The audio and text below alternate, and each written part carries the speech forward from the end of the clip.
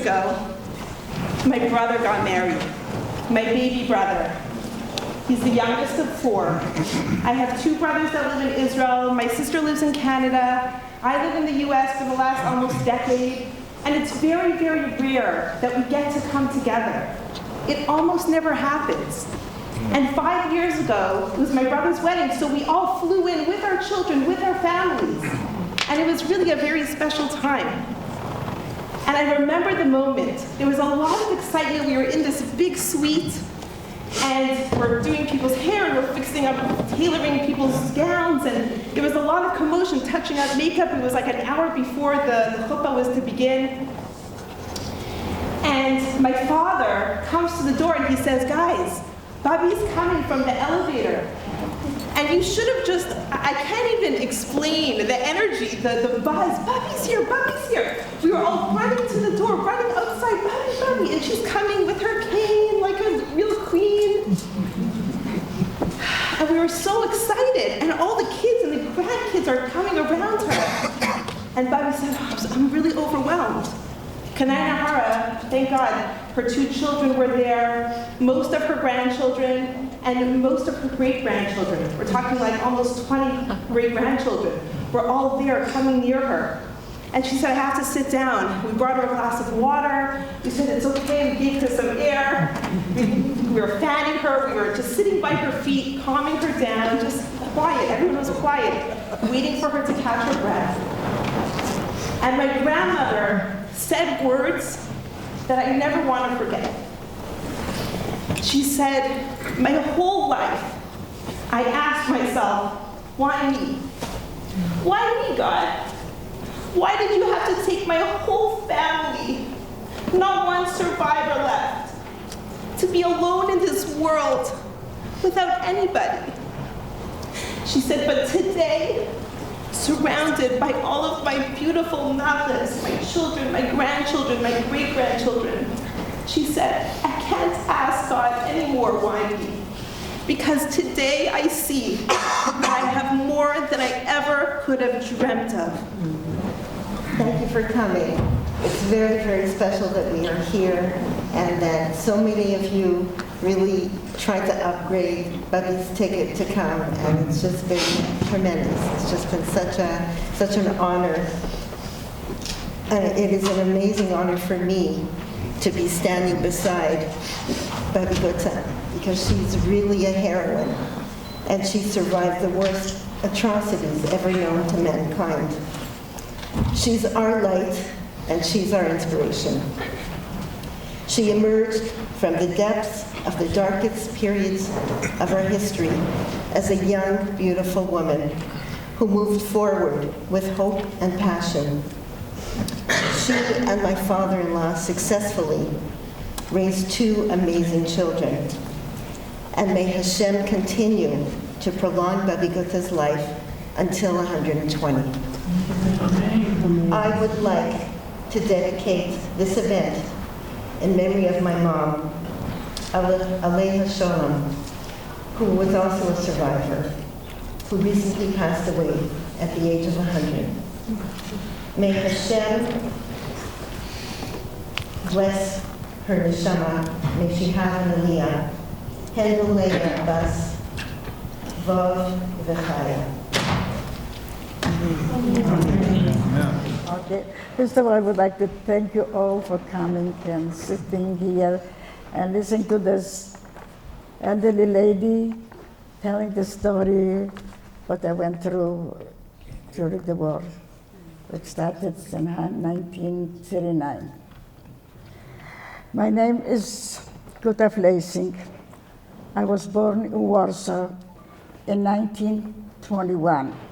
I'm very happy to be here with you all today, and thank you all for arranging the event and to so many of you who made my trip possible.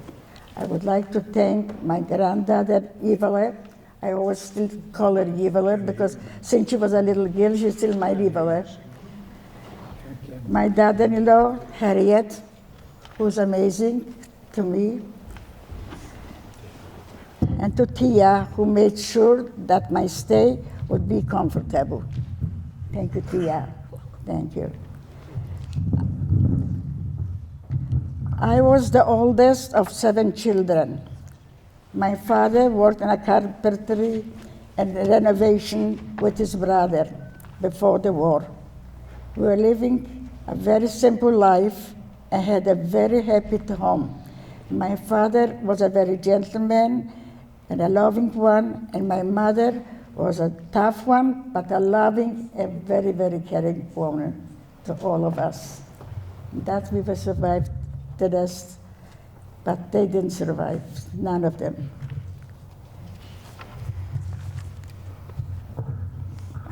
Can we have the first question? Hi, Bubby.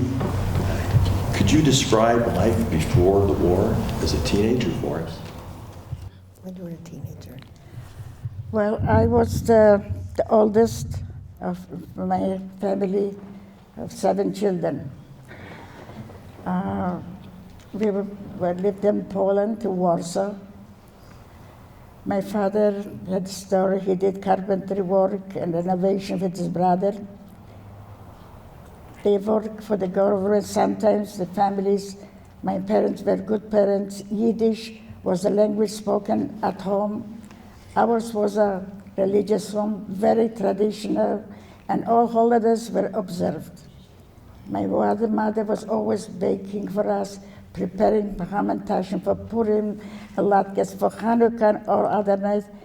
In my family, we were the 3 brothers and 4 sisters, and I was the oldest, as I said before. The boys went to Jewish cheder. The girls attended public school. We would walk to school. All through the school was very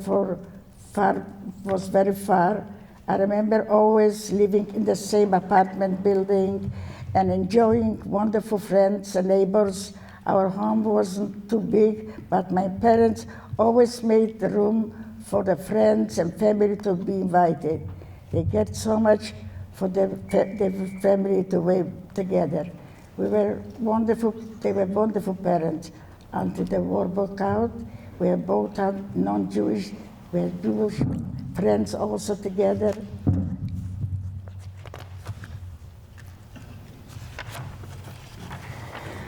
Let's see. When I completed my elementary school studies, I started to learn some trade. I worked in a shoe store and other things. At the age of 16, attending high school in those days was very, very rare. Anti-Semitism was beginning to be felt everywhere, was becoming more and more prevented. When my father and his brother were working on government jobs, the Polish people used to throw stones at them, and parks in Warsaw were close to Jews. Our non-Jewish friends and the neighbors in our apartment building started to behave different toward us. Once the war started, in 1939, they avoided us entirely.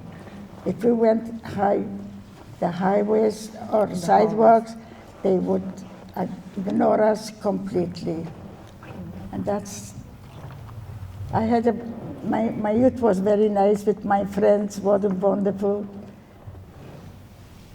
But when the war started, everything finished. Everything was just not the same. There was no food, there was no drinking, there was,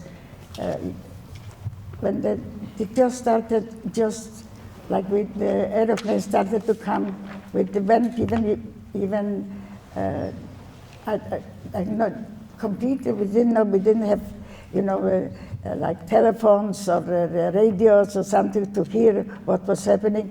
But suddenly we noticed that the airplane were flying over us, our homes, and thrown bombs around. We didn't have at that time any where to hide, where to be, and mind you, our street was not so much bombarded because this right at the corner from our apartment we lived was a hospital. And of course the Germans needed a hospital for themselves, so they were not bombarding it too much. And then it was also not far from us, later on, was factory of fur, jackets that are sewn for the German soldiers. They shouldn't be cold in the winter time.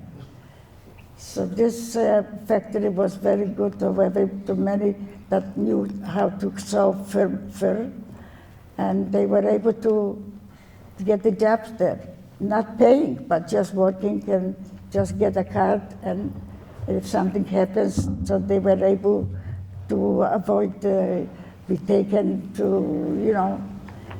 who knows? We didn't know actually whether they were being taken. I had my brother, he was only 14 years old, and he was taken away somewhere, and it looked like they were making all those camps and all those, crematoriums, and I remember. Start with the second question. What? Start with the second question. Yeah. Could we have question number 2? On behalf of my wife Leah and myself, Yosef Katz, thank you so much for coming today. My question, you say that there were 7 children. Could you describe the apartment? Describe your apartment, where you slept, how you... Well, we had 2 rooms. One sleeping, one in a bed. There were sometimes 3 in a bed. But the bedroom was at night was a bedroom. During the day, it was a living room and a dining room. We changed the bed and the table and put on a nice, beautiful tablecloth with a nice, beautiful flowers in the middle and a nice bedspread. Like my mother used to make it so nice, the bedsheets didn't look that somebody slept there even. And it was beautiful, the floor was painted, my father did it. And in the kitchen, I was sleeping with my sister, and we had an old auntie that was sleeping, she was all alone. And she didn't have where to go. She had one sister in America, and from time to time, the sister used to send her $20 or something. When she sent to her $20, she sent for us $10. And the $10 at that time was $100, which was a lot of money. Mm-hmm. So it was a big help. We didn't let her go, even though we needed the space for for my brothers, sisters, but she was with us for many, many years, till the war started, Could we have the next question, please? Did you ever hear about Palestine during your teenage years? Where we lived in our apartment building, just so happened one of the big apartments was empty, and suddenly I was up. That time maybe I was 12 years old or something. I hear dancing and the singing, and so it looked like that Zionist organization rented this apartment there. And what did I know that time about Trumpeldor? Did I know about all the others at my age? We didn't have the radios. We didn't have too many papers for, to read. Only my father had a Jewish newspaper. And it was very hard, so this was I enjoyed so much. And my mother said I was a young girl, she always come home. And I wanted so much to be there. And at the end, they had to move out because they had a lot of people coming in there. And I used to go over there, and another street even there also. And I used to dance within the horrors and all the place. I enjoyed it so much. It was, later on even, they made me in charge of a nice, the sweet thing, the little table for the people that come in. And I was in charge of it. I was in charge of buying things. I was even in charge on a ping pong table that they used to have for 10 cents. They played 20 minutes or something.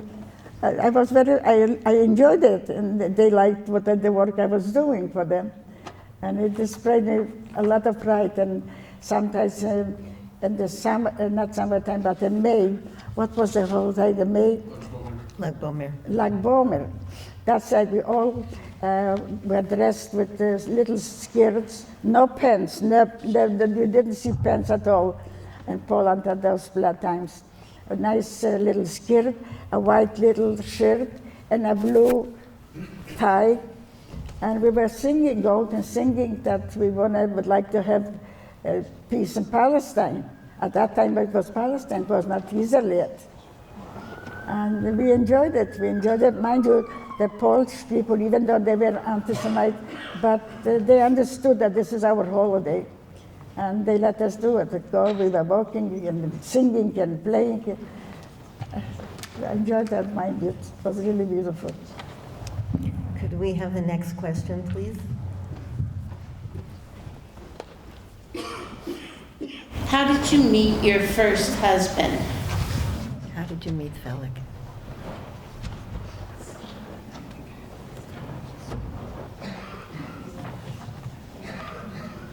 You know, as a young teenager, I had many friends, and my friends had brothers, and to the brothers came other friends, probably. And we had a nice time sitting and singing and talking, and the house was maybe only 2 rooms, and they had a little factory in that house. Sewing men's underwear, all kind of things. My 2 friends were, and the brothers, and the father, the mother, they all were involved in, and they had it fine. But at night, it was the young ones. They were coming, everybody knew that they were all coming to them, and with their parents, they prepared always some sweets for us. They enjoyed having us. And just so happened that one time, the kids went to a movie, and I didn't go because it's something I don't know what it had, and said, oh, if you would know, you missed something beautiful. And then there was this gentleman says, oh, I also didn't see it. And the kids say, why don't you both go to the movie?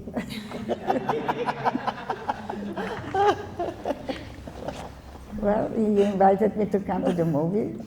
I enjoyed the movie, but okay, went home, and that's it. But another week, he just phoned me again, not phoning, but we were meeting by the friends. And he said, can I take you to another movie? Yeah, something beautiful. It was playing with... Charlie Chaplin. Yeah, Charlie Chaplin. And some of the movies were not yet talkative yet, but we enjoyed being there. It was very nice also. And it started, it was that time, it was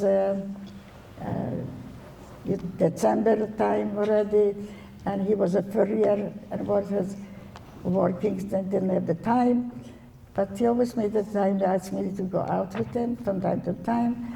And my mother used to ask me, where are you going? I said, I'm going to my friends. Now you know it, yes. But then finally he asked me if he can come to our house. And my mother allowed. And that's how it started. And because of him, he also prolonged my life. Because their house, it was, I don't know, they were 3 sisters and 3 brothers. One sister that I was very close with her before the war, that I met her very much. She liked me very much. So she was in Russia. I mean, she went to Russia with her husband, with a boy, with that son of 4 or 5 years old. The other sister just made it to Africa, just in 1938. Went also to a cousin that wanted to marry, he married her in Africa there. A brother went in 1935. Also, somebody came and he got married in Warsaw, and then she brought him to America. So the 2 were left. One only, a sister that was with me in the camps in in Auschwitz. that she lived through, but she lived through the war. Yeah, and she went also to Africa to meet there, and she got married over there. How did he prolong your life? And I'm saying I prolonged my life by taking me to their house, because he started to work in that factory of the fur, and they had that fur machine at home, and he taught me with so much love and patience till I learned how to write. It was very hard because fur, you have to put in the fur inside, and outside there shouldn't be nothing there. It has to be so straight. I would never think that I would be able to do it. But the way he showed it to me, I learned. And they took me to this factory to work there too. At home by us, my father was very sick that time also. And I used to come always bring them something. Sometimes he used to get some piece of bread there or more a little bit. I used to bring it to the house. Because when I went sometimes to my boyfriend, that time he was my fiancé already, because we were supposed to get engaged in 1930, just before the war. But before the war broke up, so he didn't know where to go, what to do. And mind you, when the war even broke out, one of his sisters, my sister, my cousins, a few cousins, and my boyfriend that time, we wanted to go to Bialystok, if you heard about it. This was one where the Russians started to come toward, and that's where they stopped, the Russians. Even though later on the Germans pushed them so much farther into Russia back, but they stopped near Bialystok. And people started to run to Bialystok. And you came so many people from all the small towns around there. You didn't have where to be there. You didn't have where to sleep. Me and my sister and my cousins, we slept on the floor. Sometimes we had to pay $2 for that night just to sleep over and just leave in the morning because they didn't want anymore. And it was very hard. And we said, you know what, let's go back home to Poland. We didn't see, it was a time that some of the people were going to China, to other places,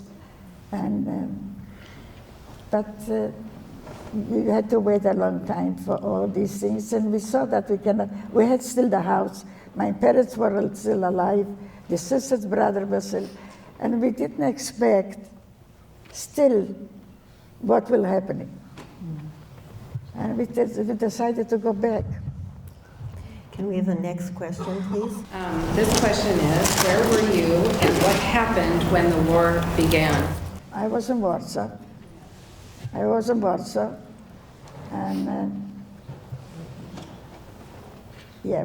our whole family was in Warsaw. We were there. Yeah, and it was very, very, very hard to take it in the beginning. But it was because right away they didn't make the ghetto yet. But in a few months later, when we had already the ghetto, that's when it started to get worse and worse and worse, because we couldn't go out. I remember my mother was a very wonderful person, that she was not afraid. She used to sometimes go through or jump. A street guy used to pass by our streets. At the corner, she used to stop always. But at that time, when the ghetto started, the street car never stopped because he won't go. But my mother used to take something to sell something and to be able to bring some food from the Polish other side there. And she just jumped in. She just took a chance to jump into the streetcar. And the same thing she did when she came back, just because to bring some food for the children.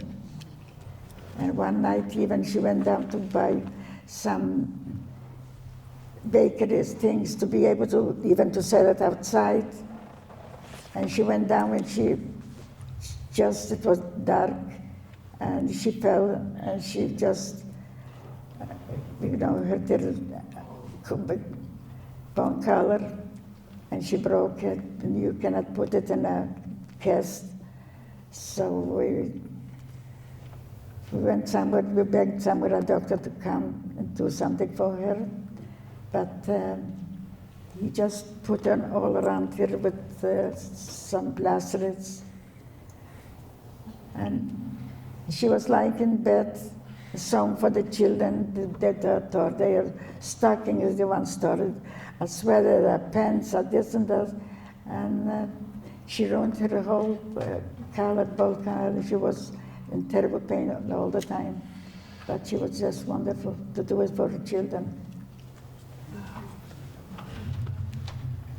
What happened when you came home and nobody was there? Well, my father died only because we didn't have medication for him. He was still a young man. And it started to get really, and the way you want to ask what happened when he died, we just had to call. Well, of course, when I came, I saw my father on the floor and with candles behind him, and my sisters, and they always sitting and crying. It was hard, but we had to call the superintendent from the apartment. And what do you think they did? They called the Jewish organization there, and they brought a big wagon. And he was not the only one there. He was just thrown in like a sardines inside. And we didn't know where they took him. But he was not the only one. That's what was happening. There was no funeral alone. We never knew where he was, what they did. What they did probably they burned them, the bodies. That's what they always did to all the people. Could we have the next question, please? Just to clarify, so 1940 was when the Nazis used Warsaw to become a prison camp, and that your father he passed away in 1942, is that correct? 41. Okay, thank you. Thank you. Yeah. Can you tell us what happened during the Warsaw Ghetto?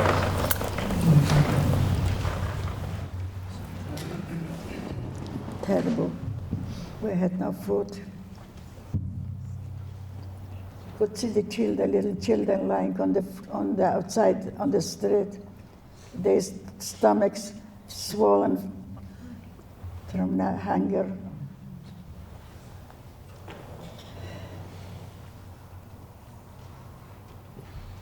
And always there was another selection. They used to come and tell the people come down from the house. I was fortunate 2 times to come home and save my family because I had my card that I'm working for the German factory there. It was like, I don't know how it says, it was beschert, I should be alive still. But when I came once back, I was working at night time, and I came in the morning, and the door was open. They were all taken away. My only thing, I was sitting on the stairs, crying my eyes out. I just went into the house, took out a little valise, only the pictures, because everything was stolen from the house. It wasn't too much to be stolen, but whatever, it was an empty house. But at least I took this little valise. But I always mention every time that even this little valise, they took it away in Majdanek when I came to the first concentration camp. So, as I say, I don't even have a picture of my family, nothing. But I have them always in my mind. I always see them. My sleepless nights are always with them. I don't know, I always talk to my dear daughter-in-law what I can do. I cannot fall asleep, and I'm just seeing always my past. Even though I had beautiful times also when I was young and enjoying it, but this I cannot forget, the way all these things happen. And then with me going to starting with the concentration camps. No, first of all, the ghetto was closed, and we had to everybody had to move out. And only the people like we were playing for the fur factory were allowed. It was just a certain amount of homes that we had where to be. We used to be 2, 3 families in a house, and in a room we also were 3, 4 families. I was supposed to get married because my mother always said, okay, what's happening? And then suddenly they were taken away, I would do it. But when my mother and my siblings were taken away, so as I didn't want to stay, not being married by my future, it was supposed to be in-laws. So my fiancé came once and showed me the ring, the wedding ring. I said, what's this? He said, tonight we're getting married. And they called a few, because everybody was in their own house. It was dark, the houses, on the windows you had to put something. That the Germans shouldn't see the lights were something where they have to bombard the building. So we always were most of the time in the dark. If we had a little lights, had to be very much covered the window. So we just invited a few people that were around us to have a minyan, like to say. And we did put up a chuppah there. And I was my dark dress, the one I didn't expect that everything would be taken away from us. Yeah, and that's how we got married. But still, he saved my life. Still, he did a lot for me, because if I wouldn't have been working there, I wouldn't have been here sitting with you. Because all my family, as I say, my family over 100 people, not a cousin, and everyone had 5, 6, 7, 8 children. My father has brothers and sisters, and my mother, my Zadie even was still alive, and my Bubby. Yeah, but I couldn't save my family. Not one of them. What happened in the uprising, the Ghetto Uprising? Well, the uprising was in the ghetto. It was called the wild ghetto, because those were the people that weren't working, and they were running from one place to the other because the houses were bombarded there. But still, they wanted to to survive. Maybe the war will be ending next week, maybe next month, maybe this.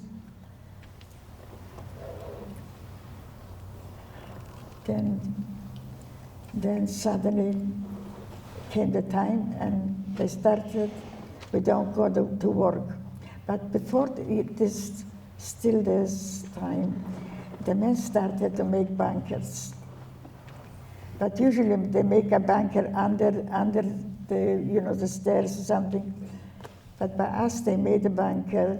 Some of the men were working hard. It was even when it was quiet by the time, but we thought maybe the time could come and we'll be able to, to go in the bunker and be saved. And they make a bunker like above us on the third floor, the last floor before the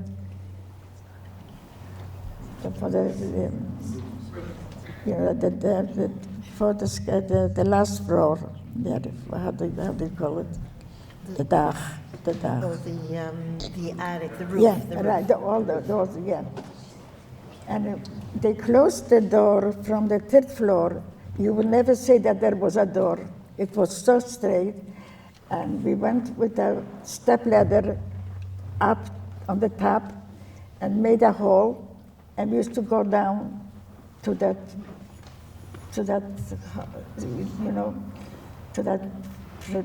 bunker. And they made the bunk beds, and we used to go and bake challahs and cut them and make them, they should be like dried up. We should be able, in case we won't be able to survive without the food. So we had them all. And there was one of my sister-in-laws. Her husband came. He said, why are you sitting here? You don't know what the Germans will do. But there were still some small camps. At Travniki, there was another small camp. And they said, the people go there, so why don't you go out and you'll go to that small camp? But we didn't want. He went out, but he never came back. But at the end, the Germans knew that people were still hiding. They knew how many people they're supposed to have that were working for the fur company. So what did they do? They closed the lights, they closed the water. We had to come out by ourselves. We didn't have the water, we didn't have the lights. We had nothing. We didn't have nothing what to do. So we just had to come out. And there outside you always said the big trucks. And people were pulling people were coming out because of this reason. Yes, and where did they take us? They took us to the Umschlagplatz, where all the, those trains were waiting for us. But sometimes we had to wait a few days because it was so full of people that we had to wait and sit there and wait till they're going to take us. And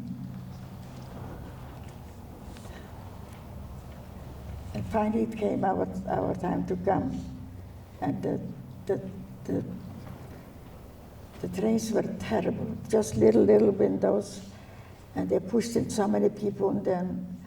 And it was May that time. And it was so hot. We didn't have a little bit of fresh air to have. We were begging just to go to a little window, to just let us please a little bit. They didn't let us, people were just lying dead practically. Because it took quite a while till we came to Majdanek. This was in Lublin.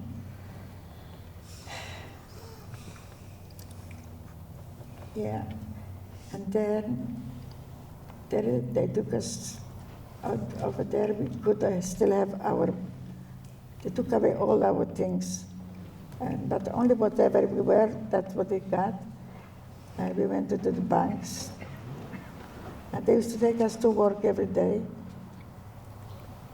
to outside on a rainy day, or was it a cold day, or was it a hot day, it didn't matter to them. And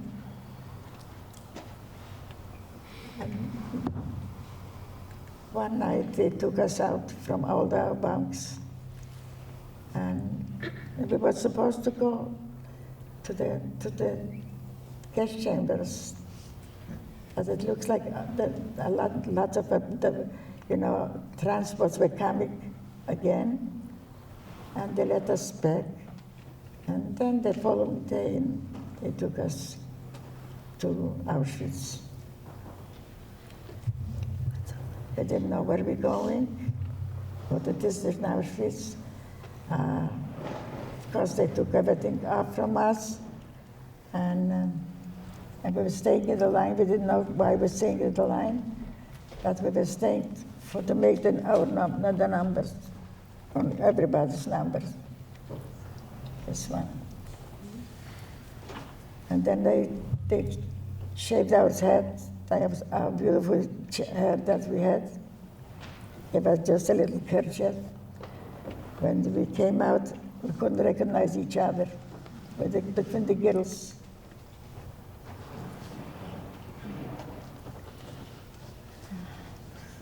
And then we were taken to the barracks.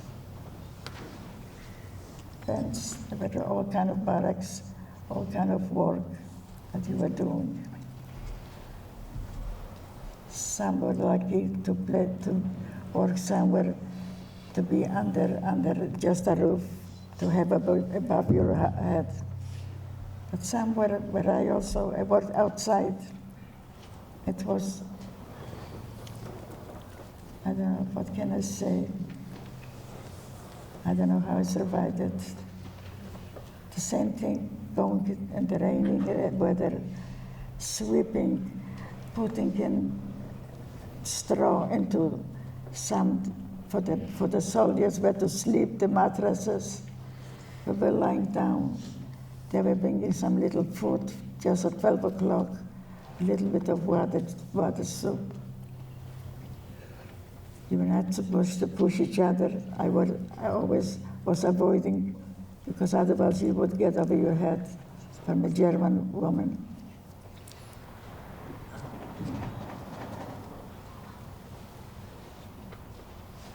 It was the hardest time to go and work outside the work there. And I thought I really won't make it.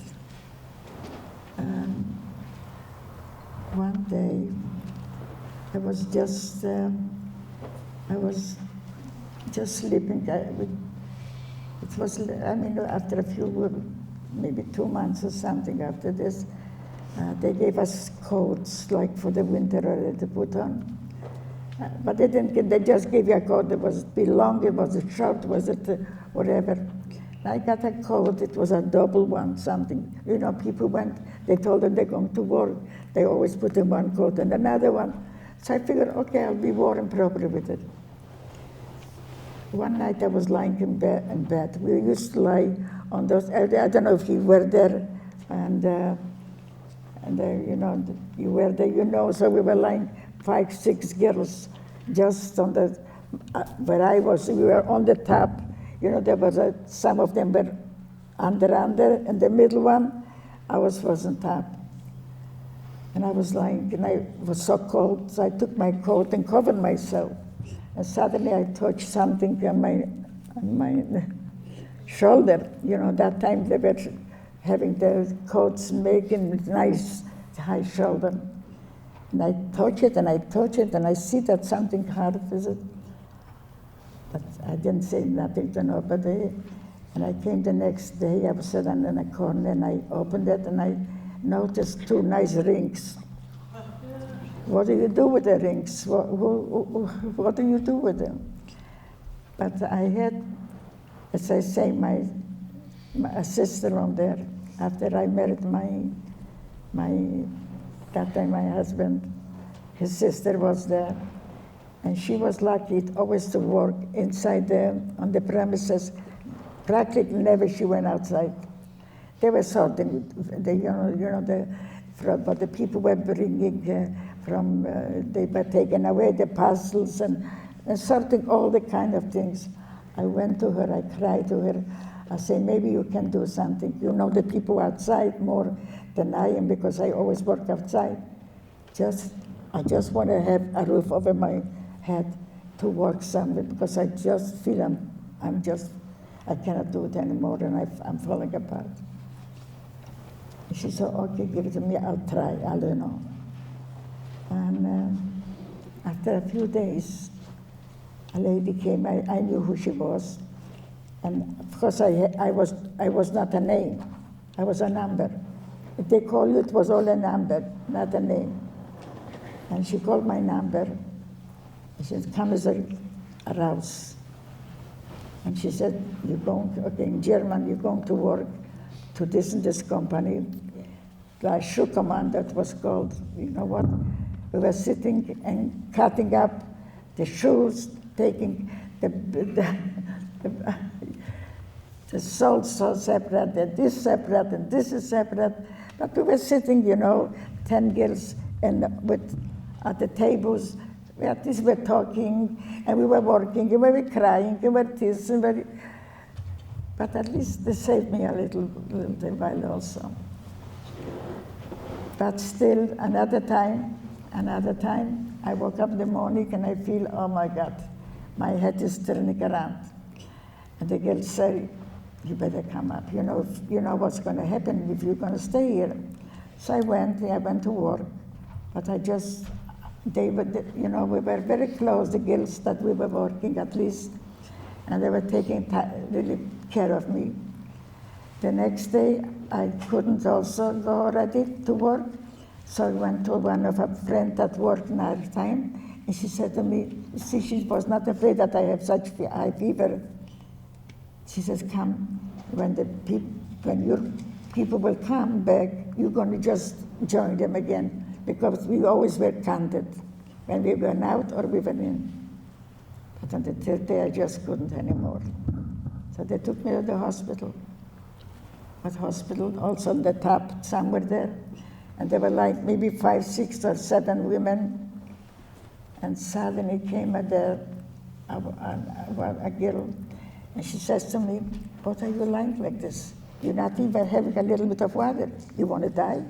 I said, no, but I just feel that the whole place is turning around.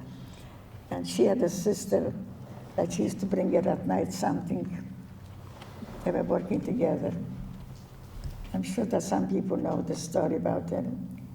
Her name was Esterka. And she always said, open your mouth. And she used to give me a little bit of sugar.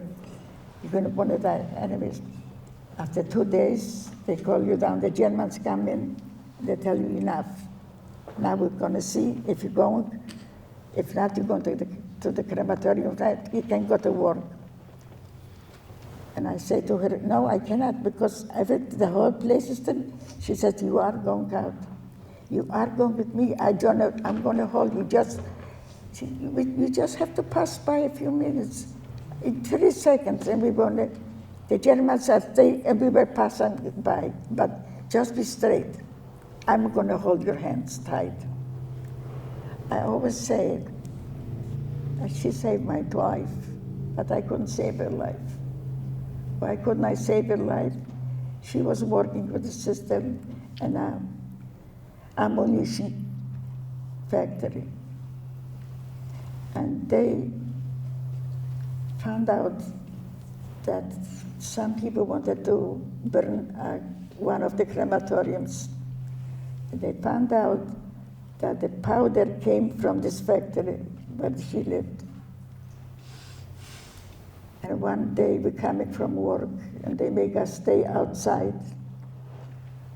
And she with 3 other girls were hanging before our eyes. That's why I said, she saved my life, but I couldn't save her life. And I saw her hanging.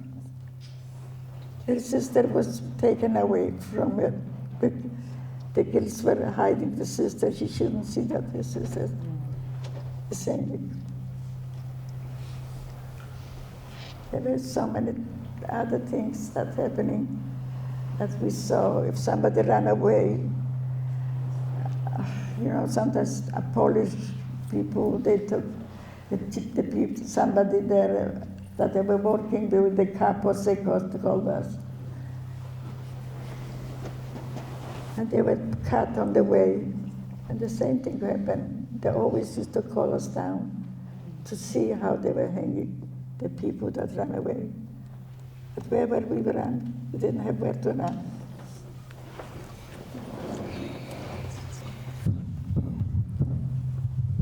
Could we have the next question? It might be redundant, I'm not sure. Okay. Tell us about some of the miracles that happened during your years in the concentration camp. You know, when we used to have a selection, we always had it always naked. We didn't mind. We were just not per people, not only the numbers. So sometimes we used to come from work, and if you get a sweater, sometimes you come, you see Arbeit macht frei, and right to the right there was it was called the sauna, where we used to go sometimes have a shower or something. So when we came, and we saw a bunch of 5 maybe there, and those beautiful uniforms, the shiny ones, Germans, staying already. So we knew already what is expecting, who will be free, who not.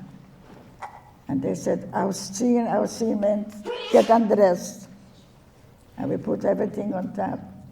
And one by one, we had to pass by, to see, if God forbid, if you had something on your body or something, we used to give away our piece of bread to go to used to be there a little hospital, not for us, but for the other people. There were some Germans that were, who knows who they were, and some of them, their people that they had needed for it. So we used to go there and give away a piece of bread, or once in a while, if maybe a reporter used to come or they wanted to see something, so we used to get a little piece of salami. We also used to go and buy some cream to put it, not to eat, because we were itchy from not having the food, and just it gave us scratch, and even though you had a beautiful body and everything.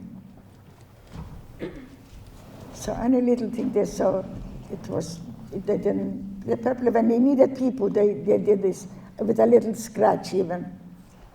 And I was taken away, the other side.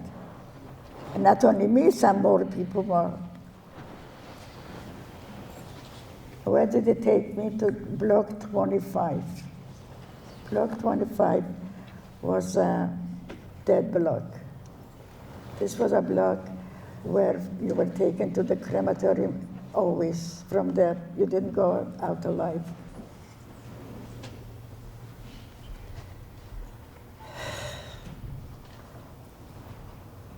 What happened? Another miracle.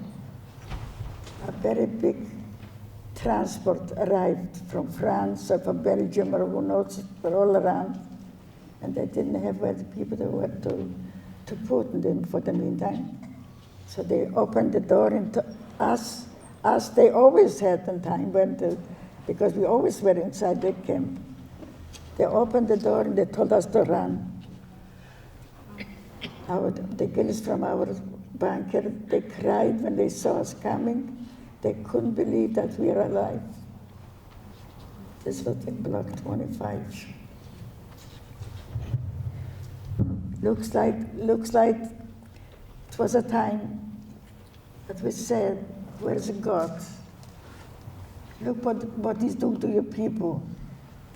We used to go out in the middle of the night sometimes to the bathroom outside in the cold weather and the rainy weather, and we used to hear the trucks driving the people to the crematorium, and they were, oh, they were crying. It was so painful. We heard it so many times. All the transport that used to come, we have just across, like where the exit is, there was the crematorium, and we were on top. We had the little windows. We could see the transport staying and waiting in line. And they were shown that we are working. You see, where are you going to go? You're going now, you're going to have your shower, and you go into the place, to the camp where the people, you see the people are working there. those people never came back. We saw right away, we saw the burning crematorium, the fire going out. And we cried. Okay, we knew that they didn't know what the next day there is for us.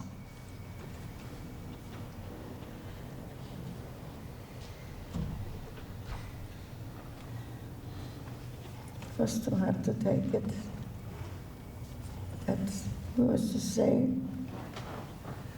why can't you see, why can't you do something that we should be able to run away, to be close to our people, to our time. We still believe maybe somebody's still alive. And maybe we'll be able to live through this war, this terrible war, and be able, like me, now to come and tell you the story. But there is so much more and so much more, and every one of us have their own story. And you better believe it, whatever you hear from anybody, what they tell you, that it is true. I'm so happy that we hear with young children, and they should be educated and know what was going on just because we were Jews, just because we were Jews. And it's so good to educate our future generations. They should know what was happening to the Jews in 1939, that's terrible war that lasted from 1939 till now. I was freed in 1945, which was 6 years. And we were freed also by the Russian at that time, until we came even to Poland to see maybe somebody's alive, but there was nobody. And it was very hard even to come back, and the arrangements, and we didn't know where to go, we didn't know, because people were coming, some people were freed even in January. But when we had that march, when we left in 1945, people used to fall on the floor, on the earth. It was January. Everybody was, and it came just 5 o'clock. They told us we used to go with a very old German, because the young ones were running away somewhere, who knows, to all other countries to hide. But they left us with old ones. And they used to tell us that we should lie down. Wherever it was, we should lie down. So sometimes I used to put, there was sometimes a barrel of something, I put my head at least in. No wonder that my feet are hurting me so much. We were on the snow, lying on the snow, till it started to get lighter a little bit and walk farther and farther. We didn't know where we were going, but deep into the German places there. She wants me to look a little about it. Could we have the next question? I don't know if it'll be pertinent or not. What happened after you were liberated? The liberation, we were very far in deep in Germany, and we were walking, and we still, the Germans were shooting on one side, and the other side, the Russians were shooting. Always we hear them back and forth, even though it was practically, the war was finished in some places.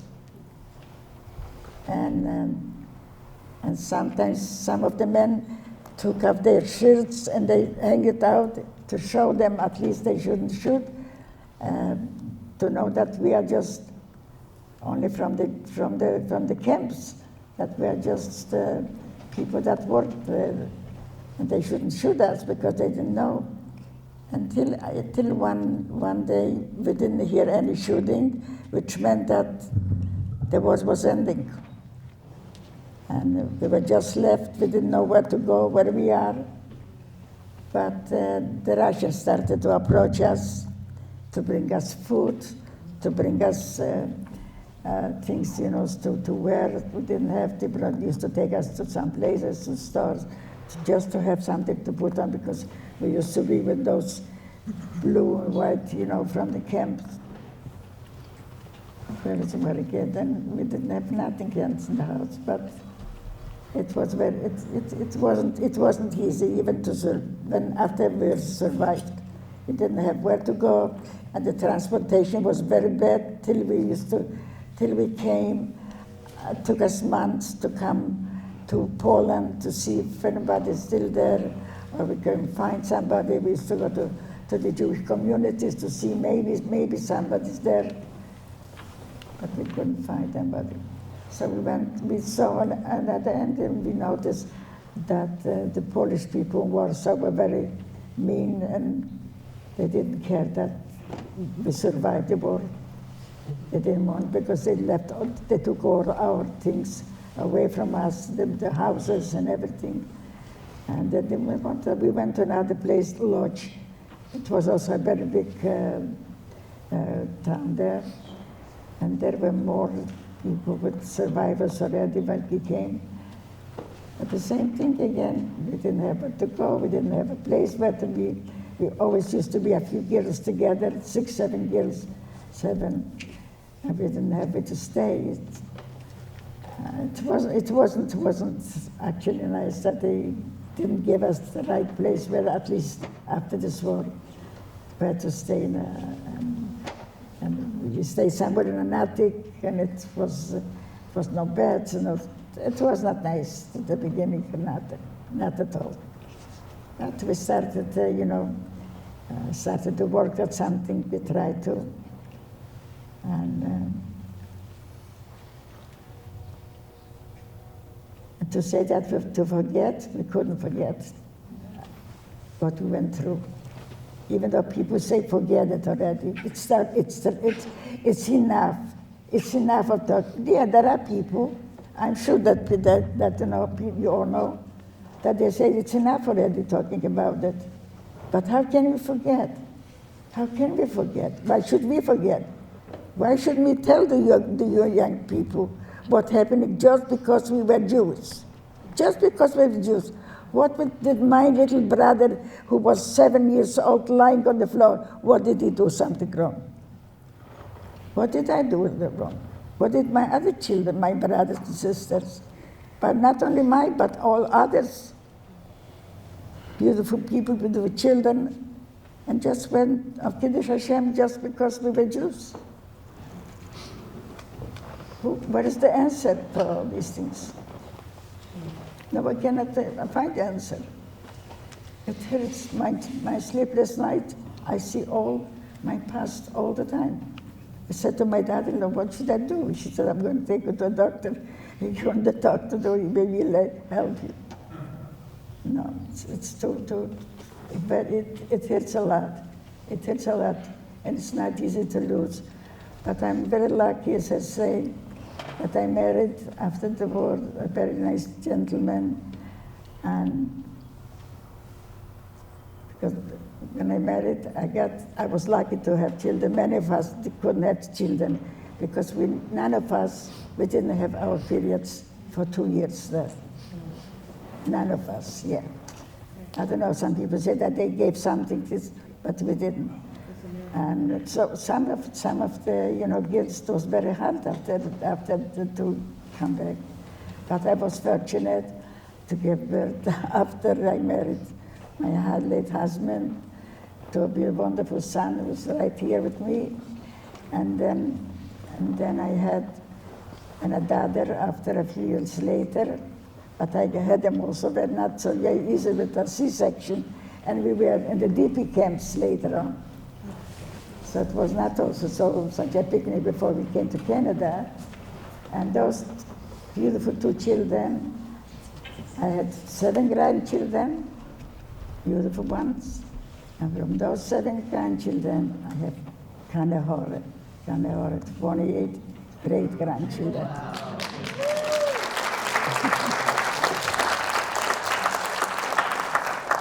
And as I always say, they prolonged my life. They prolonged my life. And I love them so much, always. My children are so close, with so much love to me. And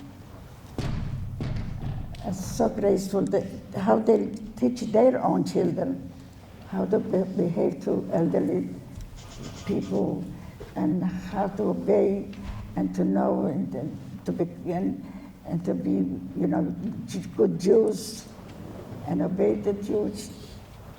The holidays, every holiday, it's just so precious. Even when I'm now, will you believe that I was sitting at the Seder till 3 o'clock? Here's our rabbi. He's our rabbi. And he said to me, Bobby, you're just like a teenager. Wow. No, but I love every memory of it. But before I come, I thought I won't make it, but it looks like. Thank you so much. I really appreciate your coming.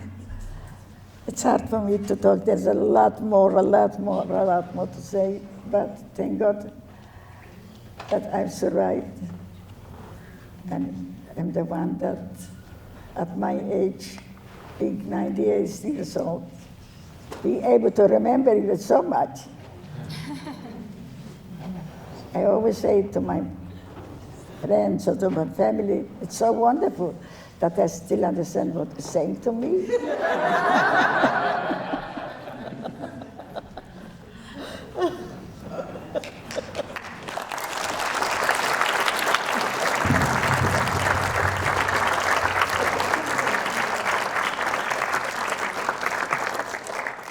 My mother and I took the massive responsibility to lead. These are just some. We took about 60 women already, and God willing, we will take many, many more, because it starts with women.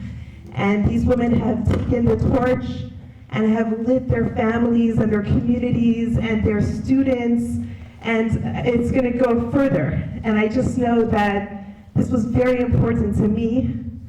And originally, the first time I went to Poland, my grandmother did not want me to go. It was hard for her that I was even going to step foot on that land. And she said not even to give a cent to the oh. Yeah, well, but even I wanted to go to Poland. She said, Bobby, can you give me the address where you lived? I said, Eva, who will take you there? You go with the whole group, you think, Bobby, please, please. She asked me so many times, how old were you that time? 18. 18 years old. And I said, oh, okay, I'll give it to you, but I'm not going with such a big group. I will do it. But it's my evil. She goes, if she wants something, she works hard, but she gets it. But when she came to Poland, and she went to my street where I lived, I still have the letter that she wrote to me. She said, Bobby, I saw the streets you lived on. I saw the house you lived in, and I also saw the concentration camps you slaved in. And I never want to put my foot on this terrible earth. And now she's going back. But she's going now with a good cause to educate people more and to show more people what was happening to our people. Thank you.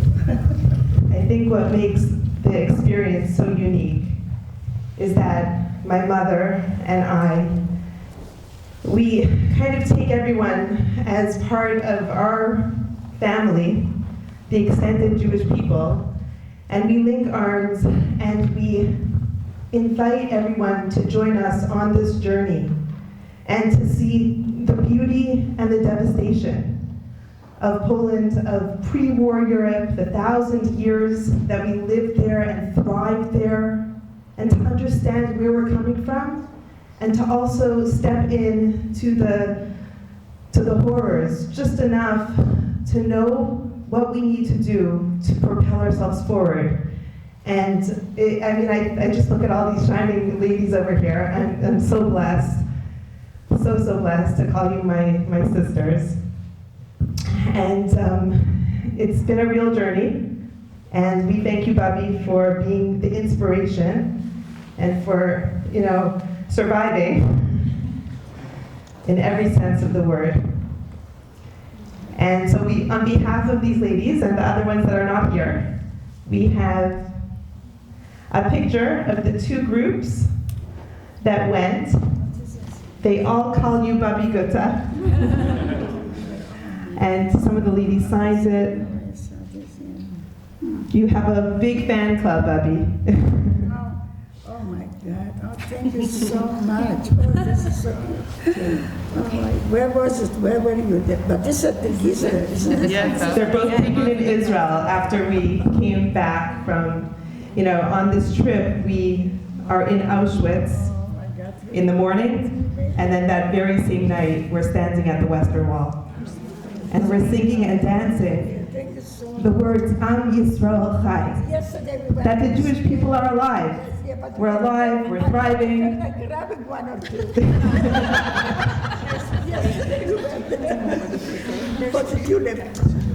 Yeah, we went to the Tulip Festival. She's very excited about the flowers. She went on the hayride. She literally went on that hayride. They said they've never had such an old lady on their hayride. Loving it. Yes. My grandmother has a beautiful voice. She used to sing a lot. So maybe we'll end. She'll just sing us. Bubby, will you be okay to sing? Her favorite song is You Light Up My Life. Okay, you guys can all sing with us. Not the whole thing. They'll sing with you. I don't.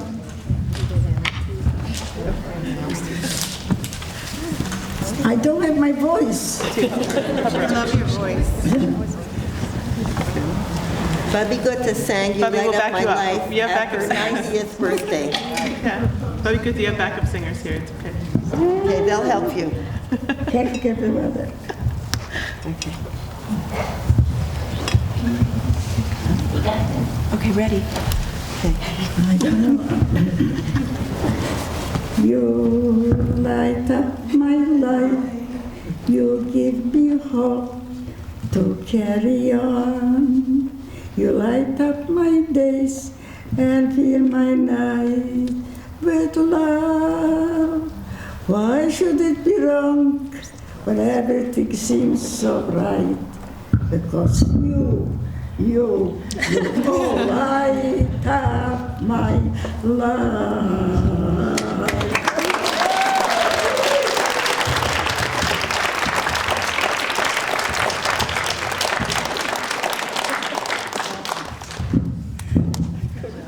Not the whole song.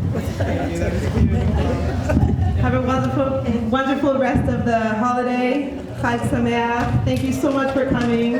It meant so much to me and to my parents and to my body. Thank you.